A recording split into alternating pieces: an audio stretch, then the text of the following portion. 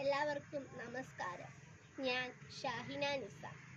ഇന്നത്തെ ദിവസത്തിൻ്റെ പ്രത്യേകതയെക്കുറിച്ച് ഞാൻ പറയാതെ തന്നെ നിങ്ങൾക്ക് എല്ലാവർക്കും മനസ്സിലായി കാണുമല്ലോ. ഇന്നാണ് ദീപങ്ങളുടെ ഉത്സവമായ ദീപാവലിയും അതുപോലെ തന്നെ കുട്ടികളെ സ്നേഹിച്ചിരുന്ന ചാച്ചാജിയുടെ ജന്മദിനം. നിങ്ങൾ ഒരു വർഷത്തെയാണ് നിങ്ങളുടെ മുന്നിൽ കാണുന്നതെങ്കിൽ കൃഷി ചെയ്യുക.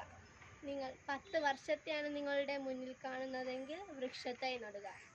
ഇനി ഒരു നൂറ്റാണ്ടിനെയാണ് നിങ്ങളുടെ മുന്നിൽ കാണുന്നതെങ്കിൽ നിങ്ങളുടെ കുട്ടികളെ നന്നായി വളർത്തുക. ഇത് ജവഹർലാൽ നെഹ്റുവിൻ്റെ വാക്കുകളാണ്.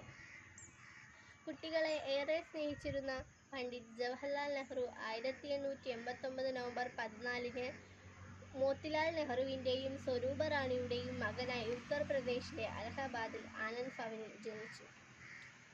ഇന്ത്യക്ക് സ്വാതന്ത്ര്യം കിട്ടി 1947 മുതൽ 1964 മരിക്കുന്നതുവരെയും ഇന്ത്യയുടെ പ്രഥമ പ്രധാനമന്ത്രിയായിരുന്നു അദ്ദേഹം.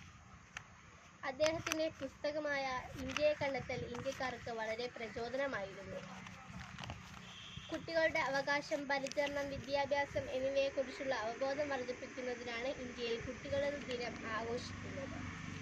രാജ്യത്തെ കുട്ടികളുടെ ഭാവിയാണ് രാജ്യത്തിൻ്റെ ഭാവി എന്നായിരുന്നു അദ്ദേഹം വിശ്വസിച്ചിരുന്നത്. അദ്ദേഹത്തിൻ്റെ വെളുത്ത കുപ്പായത്തിൽ എപ്പോഴും കൂടെ കരുതിയിരുന്ന പനിനീർ പൂവിനെ പോലെ മൃദുലമായിരുന്നു ചാച്ചാജിക്ക് കുട്ടികളോടുള്ള ഇഷ്ടം.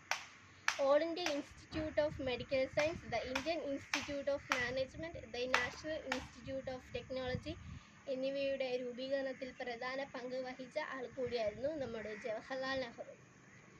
കൊറോണ വൈറസ് ബാധിച്ച് ഒരുപാട് പേർ നമ്മളിൽ നിന്ന് വിട പറഞ്ഞിട്ടുണ്ട്. അവർക്കെല്ലാം ആദരാഞ്ജലികൾ അർപ്പിച്ചുകൊണ്ടാവും നമ്മുടെ ഇത്തവണത്തെ ആഘോഷങ്ങളൊക്കെയും.